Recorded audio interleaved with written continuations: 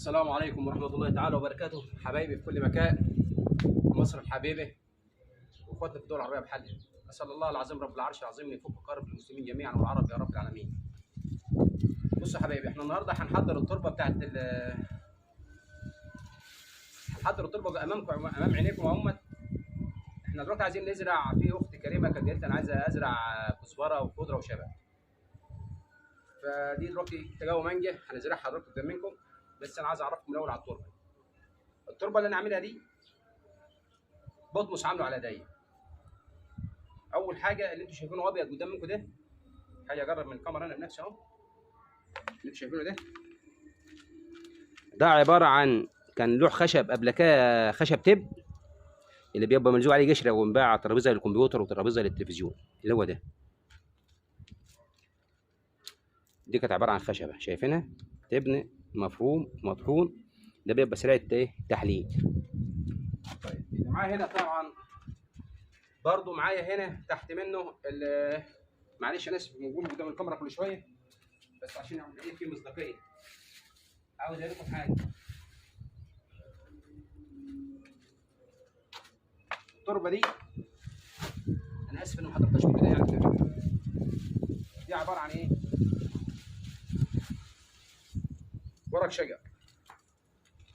ده عباره عن ورق شجر جايبه انا من تحت الشجر من عندي من الشغل، خدت بالكم؟ ده ورق شجر عادي اهو، جبته حطيته فوق بعضه هنا، وحطيت عليه ميه، وحطيت فوق منه شويه النشاره اللي شايفينهم دول. فانا دلوقتي هنشيل النشاره قدامكم اهي، وهنوريكم ورق الشجر لما اتخمر بقى له اكتر من اسبوعين في الشمس، محطوط عليه ميه ومحطوط عليه قيمه يعني حفانين من دول تربه طمي من دي، حفانين من دول على التربه دي. وادي النشاره اهي،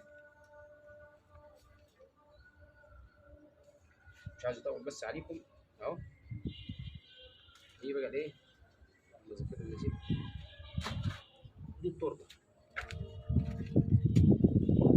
ده اللي هو ورق الشجر. بصوا ورق شجر حلل خلاص كل الدقيق ده ورق شجر اهي. ده ورق الشجر اللي وريته لكم انا، العيدان بتاعته اهيت، وده الورق اهو اتحلل كده بقى بطمس كده خلاص. دلوقتي هنعمل ايه؟ انا بقى هنبتدي نحط دولت من تحت في التربه في الصندوق اللي انا عامله، وهنوريكم هنزرع ازاي. ادي الخشب اهو، بس دي حته زلوفه خشب انتوا شايفينه اهو، ده خشب اهو خشب ابلكاش، مش ابلكاش بقى، خشب تب اللي بيتلزق عليه قشره ونعمل منه ترابيزات للكمبيوتر وترابيزات ايه للتلفزيون. ده خشب. عايز استاذنكم شويه سكين ولا حاجه معلش.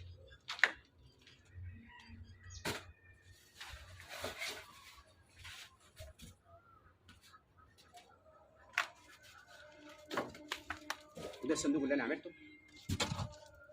اهو، ربكم واضح. ده انا عامله من الفوق اللي هو السفنج العازل بتاع الاسطح، وان شاء الله باذن الله لما هروح اشتري منه كميه، وهنصور لكم المحل من مركز دمنهور البحيره عندنا في مصر الحبيبه. يعني انا بتكلم لاخواتنا اللي هم من الدول العربيه، اما عندنا من مصر في كل محافظه في محل بيبيع حاجات البناء وعوازل الاسطح، هتلاقي عزل من ده عنده، في ابيض وفي ده، خدت بال حضرتك؟ فانا عملت منه اهوت زي ما انتم شايفين الصندوق ده، ولزقت فيه الحته دي عشان ابقى قاعد عليه اهو، ولازقه بايه؟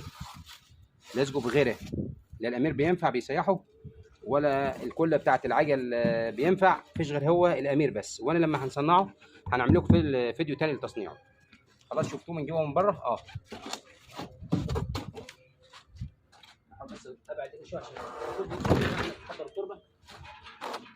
بسم الله الرحمن الرحيم.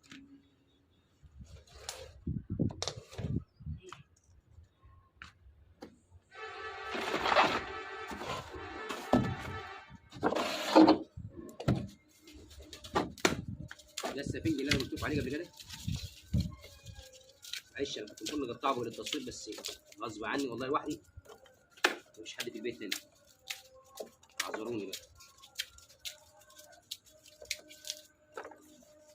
مش عارف التصوير واضح ولا لا، بس ان شاء الله يكون واضح يعني.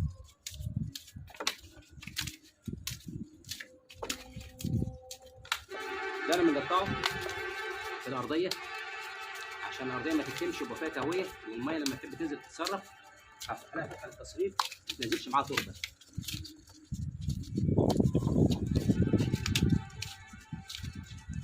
ممكن نوقف الفيديو شويه على ما نقطع نكمل تقطيع يعني السفنجه دي، معلش وارجع لكم تاني. السلام عليكم حبايبي، معلش طولت عليكم شويه، رجعت لكم تاني اهوت. انا خرمت الماسوره دي، جبت حته ماسوره سباكه 2 بوصه، خرمتها الثقوب اللي انتم شايفينها دي عشان تدي الهويه للجدر بتاع النبات. هاخد شويه سفنجه من دول كده اخليهم هنا على جنب، واحط الماسوره دي هنا كده في الزاويه دي كده بالكم كده، وهاخد البطنس اللي شايفينه ده احطه هو اللي تحت، منه يتحلل اكتر، ومنه لما الجدر يوصل عنده يلاقي فيه غذاء. بسم الله الرحمن الرحيم. بسم الله. وزي ما فهمتكم ان البطمس ده اللي هو اوراق الشجره اللي قلت لكم عليها في اول الفيديو، هاخد منه شويه على السفنجه هنا كده تحت، وبعدين ننزل بالتربه خلاص كده. لو جابلتك حسويه زي دي ولا زلطه زي دي ما تحطهاش في الزرع، شيلها على طول لان غلط. وبالتالي ايه، بسم الله الرحمن الرحيم. هاخد بقى التربه اللي هي ايه الطمي اللي احنا قلنا عليه قبل كده،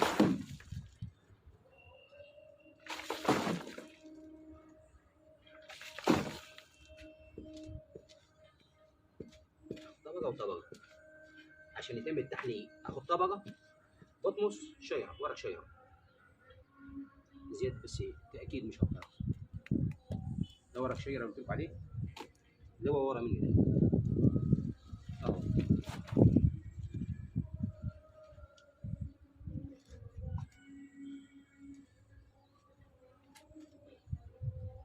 حتى لسه فيه ما اتحللش، لسه بدري عليه.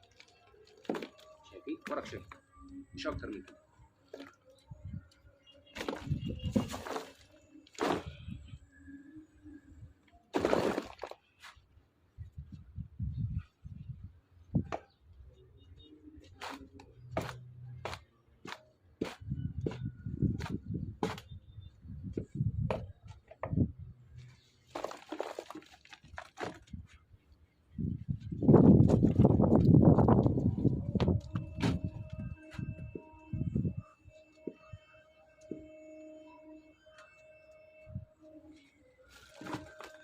زي ما انتم شايفين اهو، اللي بقول عليه دوت كل ده بطمس انا عامله على دايما. ده جبت ورق الشيا وحطيته في كرونه المونيا زي ديت. حطيت المونيا ليه بقى؟ عشان تسخن وتستحمل الشمس، بلاستيك حطيت للشمس وتبوظ. وحطيت تحت عليها شويه ميه وغطيتها بمشمع، وحطيت عليها شويه طوب كده جوالب بلوكات تجل يعني عشان تخمر وتسخن وتتحلل. وزي ما انتم شايفين كده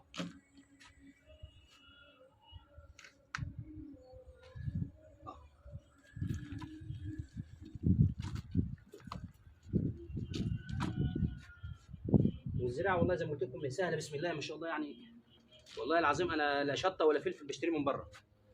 ان شاء الله هنطور الموضوع اكتر من كده، وهنعمل صوبه عشان العصفر وعلى السطح صوبه كبيره، وهزرع لكم خيار وهزرع لكم كل الزراعه اللي بتحتاجوها، وهوريكم ازاي بتنزرع من الالف للياء. والله الزراعه سهله ما حدش يستصعبها يعني.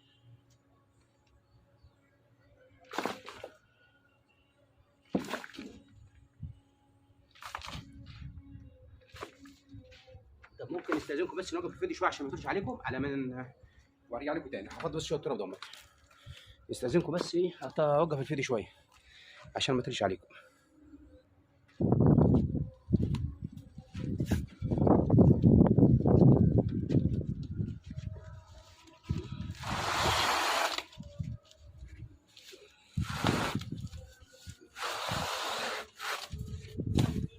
بصوا يا حبايبي السلام عليكم.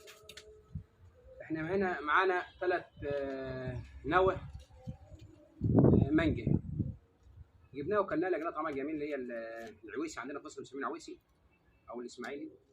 جبناها هنزرعها دلوقتي قدامكم وان شاء الله نطلعها اوريها لكم. هنا زي ما وريت لكم كده قبل كده، دي تجاوي شهد. طبعا احنا جبنا الشهد وكلناه لقيناه جميل، فضلت نزرع منه، فاحتفظت بالبذره بتاعته شايفينها دي، اللي هو اللب ده مش عارف الصوره واضحه ولا لا. اللب اللي انتوا شايفينه ده. اما اللب الاسمر ده كان برضو بتاع بطيخ احمر من اللي احنا بناكلوه، مش بطيخ لب، بطيخ احمر، بطيخ من اللي بيتاكل. خدت بالك حضرتك؟ لاختي ولاخويا ولكل حبايبي احتفظت بيهم وزرعتهم، ودي النتيجه. زرعتهم الاول في كوبايه اهي، ده البطيخ وده الشهد. ابو ورقه مشرشره ده اللي انتوا شايفينه ده بطيخ خلاص كده، ودهوت الشهد ابو البايه صفرا اللي انتوا شفتوه. حتى فينا لسه اثر البايه ما كانتش لسه نبتت اوريها لكم. شايفينها في الكوبايه؟ شايفينها؟ التصوير واضح اهو. شايفينها؟ شايفينها هي دي، ويمكن هي ديت اصلا اللي هي طلعت، هي ده بالعكس، هي دي اللي طلعت. سبحان الله، هي دي بقت فاضيه خلاص. طلعت النوى بتاعتها دي، طلعت الجنين ده وخلاص كده. فانا هزرعها مع الزراعه اللي هزرعها لكم. الاول هوريكم بتزرع ازاي. بسم الله الرحمن الرحيم. يعني انا لو كنت زرعت ديت في ورق زي دي كان افضل لي. ليه؟ كل اللي هعمله هنشيل الورقه دي من تحت كده، والجدر بتاعها زي ما انتم شايفين باين اهو، وهنفحر لها مثلا هنا كده كده زي ما انتم شايفين كده، وبعدها حاجات بسيطه كده اهي، وننزل بقى كده خلاص. على كده هي هتشتغل مع نفسها. دي بقى هنضطر ان انا اجلعها من التربه بتاعتها، فهزرعها دي في اقصى اليمين ودي في اقصى الشمال او العكس اهي كده، واعمل كده. شايفين كده؟ حتى دي ما صرفتش الميه بتاعتها، لسه الميه بتنزل منكم قدامكم خلاص كده اهي، وهغطيها ان شاء الله في الحته راح البركه باذن الله بس كده. وده الشيء بالشيء يذكر، ده اللي هو الجوجع اللي احنا بنجيبوه من اللي بيطلع معانا من البحر، اللي هي الترعه اللي عندنا دي، جوجع زي بلح البحر اللي في المالح لازم تاكله. ده بيجي من التربه اللي مكتوب عليها دي بتاعت حسوان. التربه دي الطمي ده طمي خفيف، طمي خفيف جدا، وكله معادن وكله املاح وكله خير ورزق، جاي من زي ما فهمتكم كل فيديو بقول لكم، جاي من اثيوبيا، من هضبه الحبشه. زمان هضبه الحبشه درسناها في البدايه. تنزل الامطار وبتجيب الاملاح والمعادن من التربه من هناك، وبتجي لنا هنا بترسي في الجناب بتاعت الترع. تقوم الكراكه زي ما فهمتكم بتشيل التربه دي، بتجيب عفش وبتطلع على تربه زي دي، تربه ناعمه عامله ازاي. طيب احنا خلصنا الزرعه دي، هنزرع المانجا دي. هفحر لها كده اهو ونغطيها، والثانيه بتحمل وهنغطيها، والثالثه هنا او الرابعه. ايوه دي الثالثه اهي، غطيها عادي باي اتجاه، اي اتجاه. فاضل حاجه بقى عايزين نزرعوها، اختي او والدتي اللي طلبت مني ازرع ملوخيه وازرع كزبره وخضره. ادي الملوخيه، تجاوز الملوخيه. فانا هنخطط هي اولا دي ما تاخدش كل الزراعه دي، بس انا هضطر ازرع كل الزراعه دي علشان هي، وبعد كده هنعمل علب ثانيه كبيره والشغل اكبر من كده، هزرع لكم كل علبه لوحدها. يعني هاخد مثلا خط كده بدايه كده اهو، وابتدي ازرع الملوخيه كده حوالين حتى البطيخه دي كده، ادي جزء خلاص كده. كده خلصنا الملوخيه، نربط بقى عليها ونخش على بعد منها ايه؟ البقدونس. طب ليه البقدونس؟ يعني يا ريت البقدونس يكون اللي هو الخضره، يكون في ريح اي حاجه عاليه زي الذره زي الملوخيه، لان احنا في حر وهي بتعوز ظل. وانا برضو عامل لها ظليله هنا حوالين التراب الفلفل الاحمر اللي شايفينه ده. ادي ايه؟ ادي البقدونس اهو خضره. هاخد خط تاني كده برضو ضيق وانزل بكده، وبتقله شويه عشان كل حشه بيخف، كل حشه بيخف، وافروله بدايه كده علشان يتغطى ما يعومش مع الميه.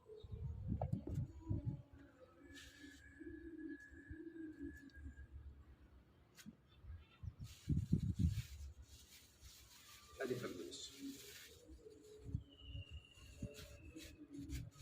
ممكن ازرعها كلها بقدونس واطر عليهم شويه جرجير وشويه فلفل يكون افضل. صدقني بقى فكره، هزرع عليهم كلها البقدونس وبحتر عليها، لان عادي البقدونس تشيل معاه جرجير على خفيف كام عود كده، او فلفل برضه على خفيف، بس تزرع كلها بقدونس.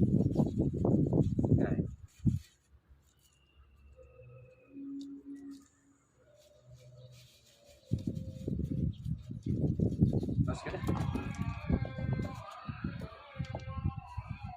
ازرع بقى ايه حبيتين جرجير بساط هنا كده، حبيتين بساط خلاص. حبيتين فد، ده فد ده، معلش كان صوت واضح شويه، مش عارف الصوت واضح ولا لا. ده فد، في ناس بتسميه فجل، هو فجل فجل ايا كان. حبيتين خفاف كده، حتى لو على فيها حبايات بس. ده بيتجلى عادي بعد ما تطلع بيطلع بالبقدونس، هو بيطلع بالبقدونس بيها، ومنه يعمل ظل على البقدونس.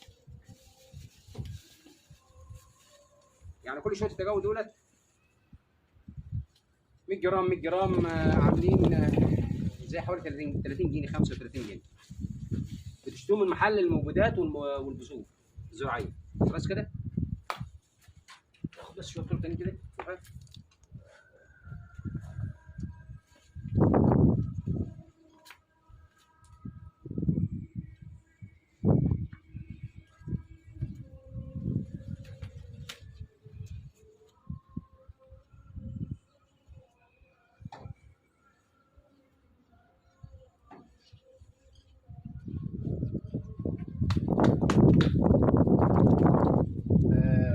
بصوا يا حبايبي، انا عايز اقول لكم حاجه.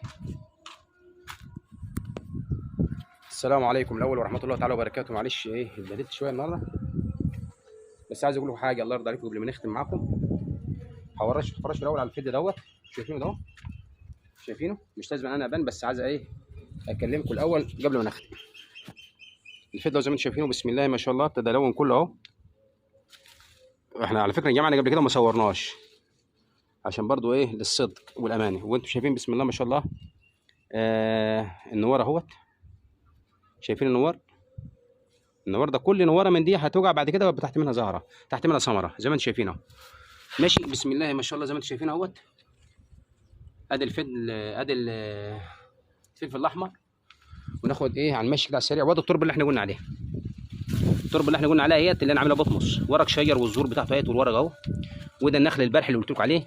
النخله ديت على فكره لما بتعملها في وتهتم بيها وتنجلها بعد كده بسم الله ما شاء الله واحده بتنباع ب 7000 جنيه للجماعه اللي في الجبل. وده عنبه كنت زرعها والله من بذره. انا بحب العنب على فكره اللي فيه بذره، ما بحبش العنب البناتي سبحان الله يعني، هي ازواج. فاخدت منه بذره وزرعتها زي ما انتم شايفين بسم الله ما شاء الله اهيت، ومحافظ عليها ومهتم بيها. واللي انتم شايفينها ديت نخله زغلوله كانت نجايه برضه. وادي الفلفل زي ما انتم شايفينه بسم الله ما شاء الله اهو. وبوري برضه الباشمهندس زياد ابني بسم الله ما شاء الله، هو شغال هناك في مزرعه دواجن، ربنا يرزق الجميع اهو بسم الله ما شاء الله زي ما انتم شايفين. انا سبتها كلها عشان تحمر. وادي الفلفل الاخضر اهوت،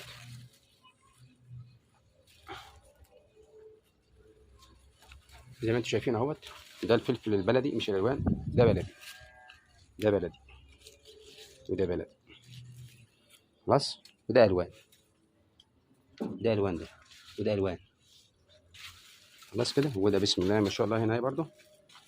معلش كان التصوير بقى مش مظبوط المره دي، كان زياد ابني بيصور معايا او بنتي، فمعلش اعذروني يعني. ماشي زي ما انتم شايفين اهوت. بالله عليكم انتوا تعذروني شويه في التصوير، حقكم عليا انا والله يعني. لسه طبعا لسه قدام منكم تراب وبهدله، فيعني مش ما اعرفش بقى ان التصوير هيطلع كويس ولا لا. فعايز اقول لكم كلمه بقى اخيره زي ما انتم شايفين اهوت. وادي الصندوق اللي احنا عملناه، وان شاء الله هوريكم بتصنع ازاي باذن الله. ماشي وده شجر المورينجا قلت لكم عليه. وادي الجنينه من بره. حقكم عليا لازم انا اوريكم يعني اللي بعمله هنا واللي بعمله هنا. ديت صوبه صغيره معلش اهي، دي البذور اللي قلت لكم عليها، بزرعها ايه في كباب زي ما انتم شايفين كده. ده عباره عن شهد وبطيخ. وبرضه هو هنا اهوت. أنا اسف معلش، ده الناموسيه حشاه مش عارف اصور كويس اهو. في علبه فوم برضه بيضه، هي بتاعت افراح، بتاعت طقم حاجات دي. وده الفلفل التجاوي، الفلفل الاصفر، يوم ما زرعتها قدام منكم معرفش كنت نزلتها ولا لسه. وده برضه الشهد اهوت ماشيه اتسرح اهوت اهو، زي ما انتم شايفين اهوت. دي كانت بوكسه فراخ اصلا كنت عاملها. الشهد قدام منكم اهوت. وده جرجير، وده بطيخ، والكبيره ديت عباد شمس اللي هي دوار الشمس. واخيرا هقول لكم حبايبي، استودعكم الله الذي لا تضيع ودائعه. آه وامان عليكم، وخافوا على بلدكم. الزراعه سهله جدا والله، سهله جدا وحلوه. وهتضيع وقتك لو عندك فراغ، هتضيع وقتك جاي من العمل هتزرع، هتضيع وقتك. والسلام عليكم ورحمه الله تعالى وبركاته، جزاكم الله كل خير.